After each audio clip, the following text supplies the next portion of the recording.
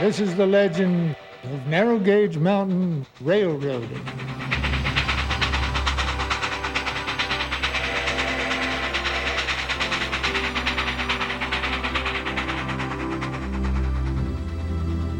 Howdy, I'm Dennis Weaver. For over a century, people have come to ride the train between Durango and Silverton.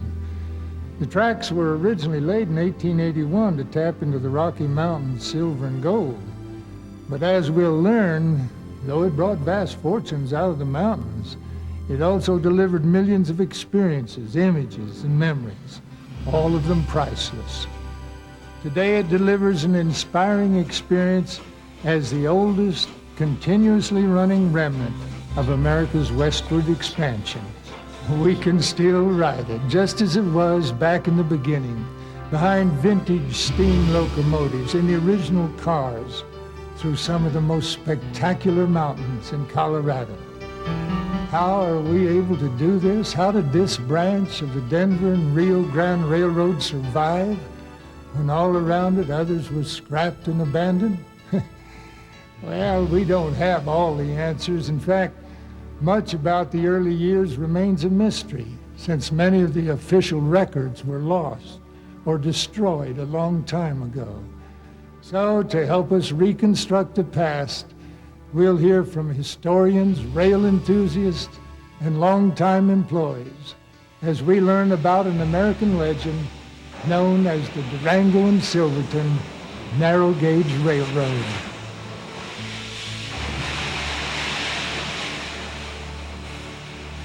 You know, when I started, I was over in the car shop, and we were bringing in these cars that were just chicken coops and tool sheds. The D&rg wasn't called the sick man of Wall Street for nothing. It was usually in trouble, real serious trouble. Yeah. There were a lot of people that talked about trying to save it, and a lot of people who made some minimal efforts. But Mr. Bradshaw came in, and he had the desire and enthusiasm.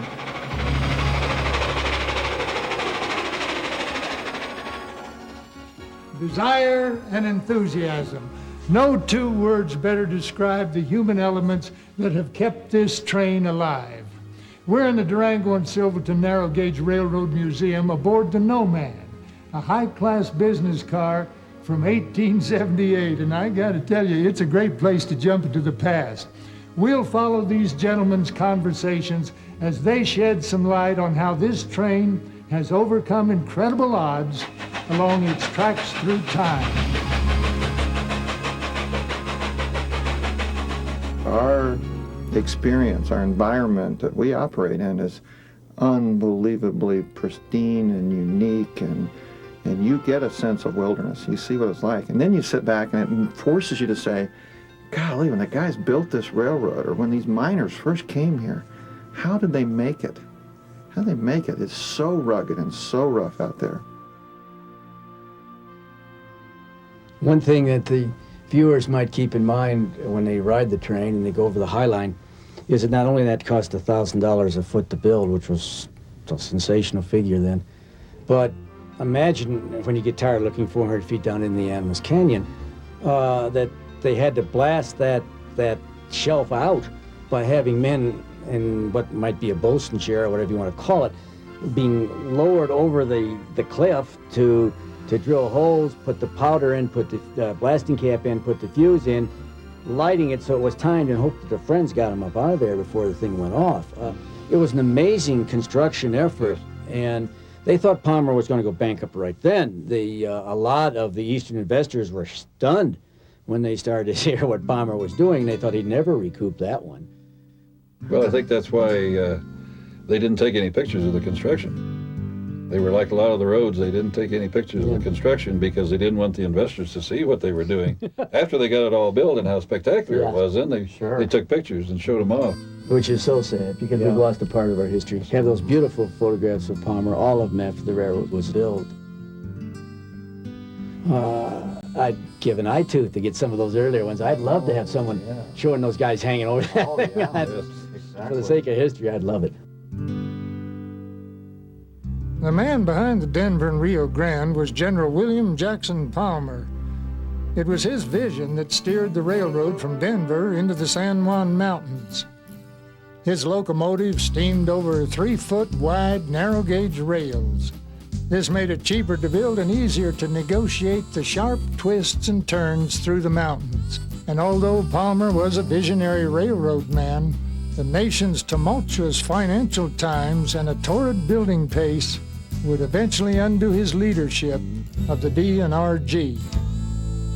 Rio Grande, as we know it, had a very precarious history as far as revenues are concerned. I don't know how many receiverships it went into. As a matter of fact, when I started working in 1950, you just come out of a receivership. It was in turmoil all the time. And to look back now and to see and note that there is no longer a Rio Grande, which is... I don't think we ever thought we'd see that, do you? No, I didn't. Never. I sure didn't. The Durango and Silverton line was once connected to many routes that formed the Denver and Rio Grande Railroad. But in the 1870s, the mines and mining towns surrounding Silverton were far removed from the main rail lines of their day. Transportation was a huge problem. Using mule trains and wagons was slow, dangerous, and impossible in winter. They were sitting on mountains of riches which they couldn't get out to cash in. They pleaded for rail service, and in 1879, advance crews of the Denver and Rio Grande began surveying a course for what was to become Durango. From there, they marked the 45 miles of mountainous terrain into Silverton. When the line finally reached Durango in 1881, the most expensive and difficult part of D&rg San Juan extension was yet to be blasted out of the mountains. Getting through these mountains was quite a feat. They worked all through the winter with picks, shovels, and dynamite. Incredibly, in just 8 months, the Denver and Rio Grande would reach Silverton in the summer of 1882 and immediately begin serving the mines of the San Juan Mountains. Shortly thereafter, a local man who had been building toll roads through the mountains turned his attention to trains. Otto Mears, the pathfinder of the San Juans, laid tracks to feed Chattanooga, Ironton, and others. This Silverton line was built across terrain even more rugged than the route between Durango and Silverton. Mears would eventually own 3 small railroad lines. They transported payloads, supplies, and people between remote mining towns and the D&rg, which would connect them with the world beyond. Mears also built the Rio Grande Southern, an extension that ran from Durango to Ridgeway and into Ouray. Along the way, the Rio Grande Southern had stops in Telluride and other mining towns of that era. Altogether, these lines fed a region that became one of the richest mining districts in the United States. One remnant of the Rio Grande Southern is the number 42, an 1887 vintage locomotive that now resides alongside others in the Durango and Silverton Narrow Gauge Museum. Durango and Silverton were 2 of the busiest railroad hubs in the Rockies. Silverton claimed to be the narrow gauge capital of the world, but even the heydays were not without trial. It was just a fact of mountain life that natural disasters would make things difficult along these tracks. Snowslides were a common headache, completely cutting off Silverton and other towns from needed supplies. The trains bucked untold volumes of snow, trying to keep the tracks clear and supply lines open. Where men and locomotives couldn't clear the tracks, they burrowed through the snow, creating tunnels for the trains. Floods, and especially the flood of the century in 1911, wiped out many miles of track and almost bankrupted the line. Then on top of these hardships came 2 man-made disasters, the First and Second World Wars. The U.S. Army wanted to take all the locomotives and most of the cars up to Alaska. One thing that happened in the Second World War, which I think we tend to overlook, is that we were running the narrow gauge railroad up in Alaska. They were running out of rolling stock, and they came down here, and they were going to take a lot of the rolling stock off these. In fact, they got some of the stuff off the Rio Grande Southern, but Betty Pellet over at Rico, who was a state legislator in this area at that time, she fought hard to keep those locomotives and the rolling stock They took all the 70s except the three that we have left now. Right. Took seven. Yep. They were going to, I think, take almost all of it if they hadn't, if Betty hadn't fought him. Fortunately, the last three K-28s in the world are here and running today. Otherwise, it might have, like you said, they might all be gone. Because of the Second World War, the demise of the narrow gauge started actually, because they were doing away with the steam locomotives and replacing them with diesels. This little train here survived that because of the rail fans that discovered that the Silverton branch was still running.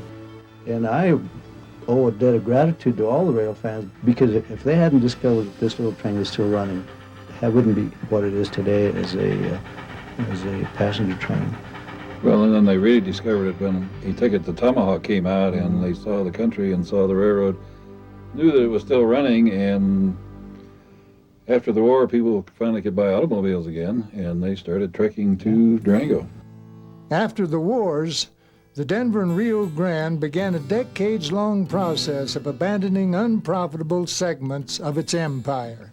Silverton and Durango were threatened because the mines were playing out. One by one, Silverton lost the three railroads that had connected the mines and towns around it. By 1942, the only rails in Silverton were the original ones leading back to Durango. Then an unexpected windfall came out of nowhere. Hollywood discovered the train. From 1949 through the 60s, the Silverton branch began to benefit from parts in Around the World in 80 Days, Ticket to Tomahawk, Butch Cassidy and the Sundance Kid, Rio Grande, and many others.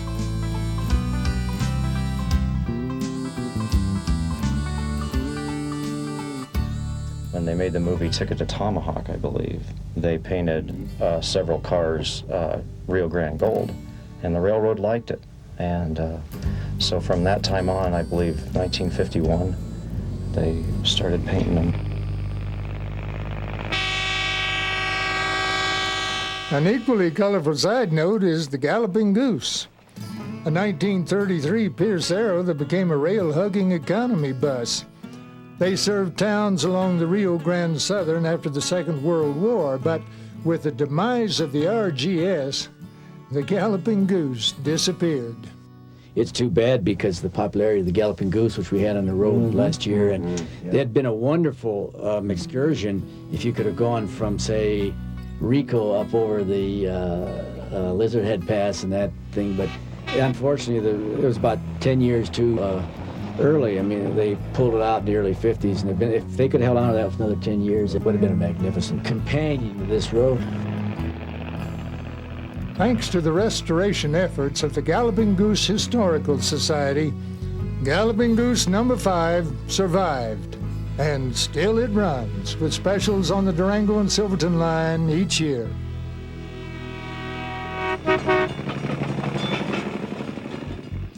In 1951, the Denver and Rio Grande Western, as it was now called, abandoned the passenger runs that connected Durango with Alamosa and all points east. The railroad wanted to close down the Durango and Silverton branch too. That year, the passenger traffic was less than 3,000 riders.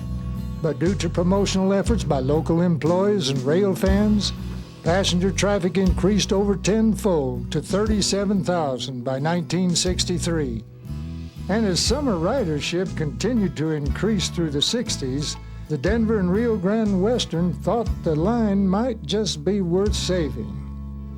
Then, in 1970, a natural disaster, a huge flood, wiped out miles of track, and with it, the razor-thin profit generated by tourism. Finally, in 1981, the Denver and Rio Grande Western sold the Durango and Silverton branch. Mr. Bradshaw came in, and he had the financial wherewithal, but most important, he had this mission in life to preserve history. He had this sense of what a treasure this was. And it was his drive and ambition and absolute focus on saving this historical heritage that has put the Durango and Silverton Narrow Gauge Railroad in a position to live forever. I always say, and I've said it more than once, is the fact that if Mr. Bradshaw had not bought the railroad when he did, this Silverton branch would not exist to this day, because it was going by the way as all branch lines disappeared.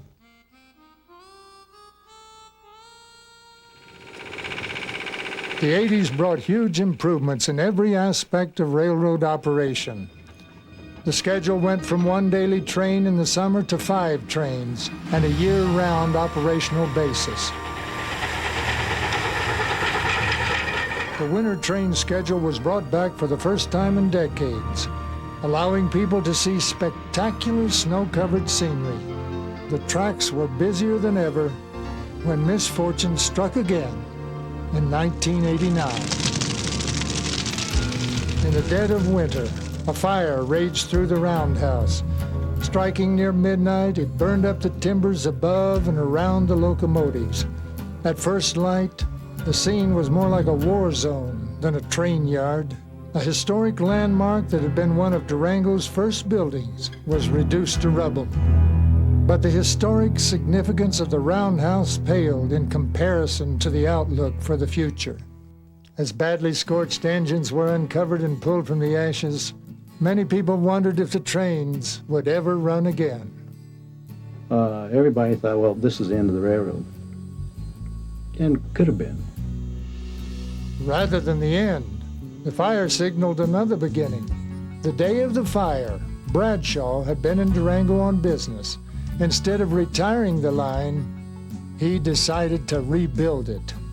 Not just the damaged locomotives, but also the roundhouse, keeping as much as he could from the original. Onto the roundhouse, he built a machine shop to ensure the railroad's survival.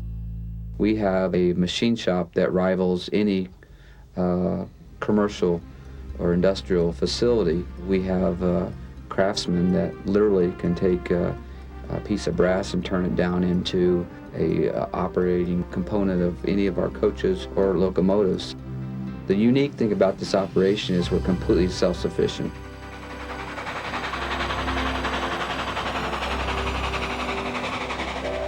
Ten years after the fire and after 2 decades of careful restoration, Bradshaw sold the Durango and Silverton.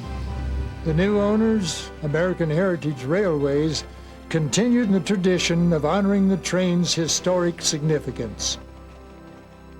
I count him as a very good friend and a supporter, and I think if there's one thing he's instilled in me, and that's toe the line on the history. You know, I think the most significant thing that Al has done with its ownership is enhanced what Mr. Bradshaw had accomplished when he acquired the railroad. And when Al bought the railroad, one of his first directives to me was to open a museum. And that really is just an extension of this living, breathing, operating railroad that's really a museum from Silverton to Durango. So opening this facility has allowed us to further enhance the historical preservation. We talk about preservation, and where else can you go? And literally, you get the smell, the noise, the cinders, the smoke, which we talked about. This is an all-encompassing sort of preservation.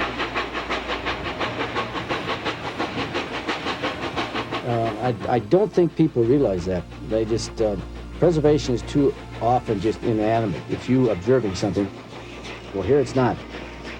You are involved. You're part of this preservation. If you've ever seen as much dead equipment as we have, and these fellows work on it all winter long, and like he says, in the spring of the year, when they come alive. It's like a breathing piece of machinery that talks to you. I guess everybody's got a little bit of railroad blood in there. It just starts to work on you, and it's a romantic part of history that most everybody can relate to.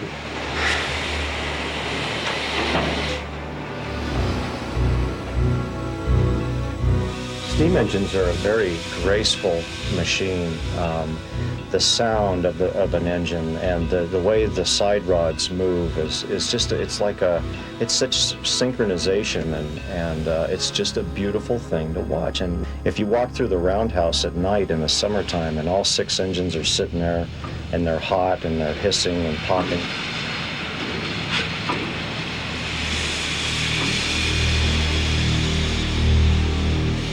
it's like walking through a dragon's lair or something. Yeah, it it's really just is. really a neat thing. They're kind of resting.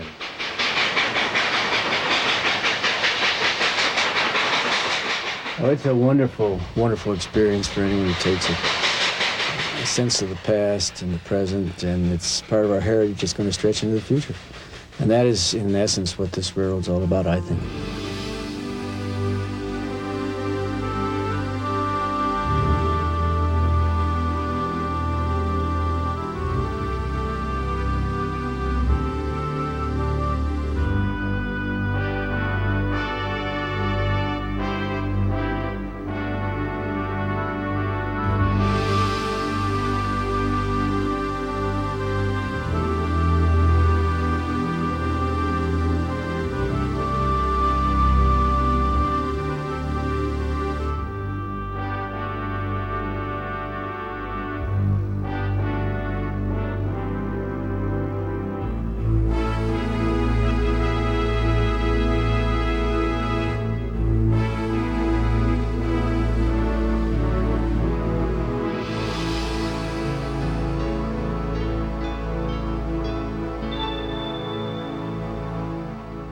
Yeah, steam railroads left us quite a legacy.